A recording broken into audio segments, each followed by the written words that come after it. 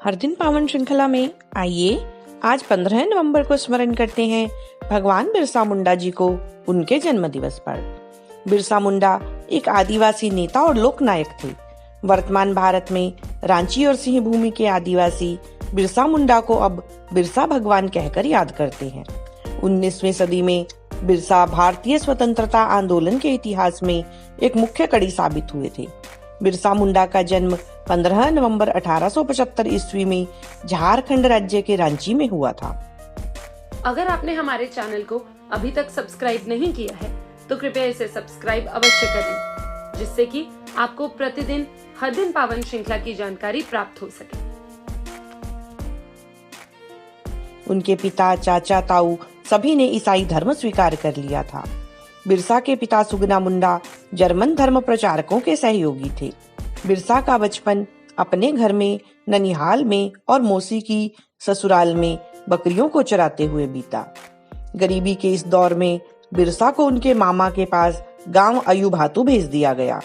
अयुभातु में वहां के स्कूल में पढ़ने के लिए गए।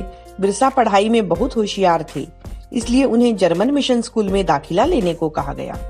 उस समय क्रिश्चियन स्कूल में प्रवेश लेने के लिए ईसाई धर्म अपनाना जरूरी हुआ करता था, तो बिरसा ने धर्म परिवर्तन कर अपना नाम डेविड रख दिया, जो बाद में बिरसा दाऊद हो गया था। परंतु स्कूलों में उनकी आदिवासी संस्कृति का जो उपहास किया जाता था वह बिरसा को सहन नहीं हुआ। इस पर उन्होंने भी पादरियों का और उनके धर्म का मजाक उड़ाना शुरू कर दिया।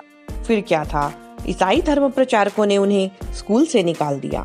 इसके बाद बिरसा के जीवन में एक नया मोड़ आया। उनका स्वामी आनंद पांडे से संपर्क हो गया और उन्हें हिंदू धर्म तथा महाभारत के पात्रों का परिचय मिला। यह कहा जाता है कि 1895 में कुछ ऐसी अलौकिक घटनाएं घटी जिनके कारण लोग बिरसा को भगवान का अवतार मानने लगे। लोगों में यह विश्वास दृढ़ हो गया कि बिरसा के स्पर्श मात्र से ही रोग दूर हो जाते हैं। इसलिए लोग उनकी बातें सुनने के लिए बड़ी संख्या में एकत्र होने लगे। बिरसा ने पुराने अंधविश्वासों का खंडन किया, लोगों को हिंसा और मादक पदार्थों से दूर रहने की सलाह दी। उनकी बातों का यह प्रभाव पड़ा कि ईसाई धर्म स्वीकार करने वालों की संख्या तेजी से घटने लगी और जो मुंडा ईसाई बन गए थे वे फिर से अपने पुराने धर्म में लौटने लगे। 1 अक्टूबर 1894 को नौजवान नेता के रूप में सभी मुंडाओं को एकत्र कर इन्होंने अंग्रेजों से लगान माफी के लिए आंदोलन किया। 1895 में इन्हें गिरफ्तार कर लिया गया और हजारीबाग केंद्रीय कारागार में 2 साल के कारावास की सजा दी गई। बाद में उन्हें इस चेतावनी के साथ छोड़ा गया कि वे अब कोई प्रचार नहीं करेंगे। लेकिन बिरसा और उनके शिष्यों ने क्षेत्र की अकाल पीड़ित जनता की सहायता करने की ठान रखी थी। उन्होंने अपने काल में ही एक महापुरुष का दर्जा पाया। उन्हें उस इलाके के लोग धरती बाबा के नाम से पुकारा और पूजा किया करते थे। उनके प्रभाव में वृद्धि के बाद सरकार ने फिर उनकी गिरफ्तारी का वारंट निकाला, किंतु बिरसा मुंडा पकड़ में नहीं आए। 1897 से 1900 के बीच मुंडाओं और अंग्रेज सिपाहियों के बीच युद्ध होते रहे।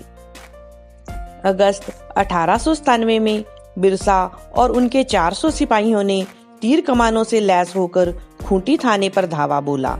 1898 में तांगा नदी के किनारे मुंडाओं की भिड़ंत अंग्रेज सेनाओं से हुई, जिसमें पहले तो अंग्रेजी सेना हार गई, लेकिन बाद में इसके बदले उस इलाके के बहुत से आदिवासी नेताओं की गिरफ्तारियां हुई। जनवरी 1900 में डोमबाड़ी पहाड़ी पर एक और संघर्ष हुआ, जिसमें बहुत सी औरतें और बच्चे मारे गए। उस जगह बिरसा अपनी जनसभा को संबोधित कर रहे थे। बाद में बिरसा के कुछ शिष्यों की गिरफ्तारियां भी हुई। अंत में स्वयं बिरसा भी 3 फरवरी 1900 को चक्रधरपुर में गिरफ्तार कर लिए गए। बिरसा ने अपनी अंतिम सांसें 9 जून 1900 को रांची कारागार में लीं। आज भी बिहार, उड़ीसा, झारखंड, छत्तीसगढ़ और पश्चिम बंगाल के आदिवासी इलाकों में बिरसा मुंडा को भगवान की तरह पूजा जाता है। कमेंट सेक्शन में जाकर आप अपने कीमती सुझाव अवश्य दें, जिससे हम इस कार्य को और अच्छे तरीके से कर सकें। भारत माता की जय।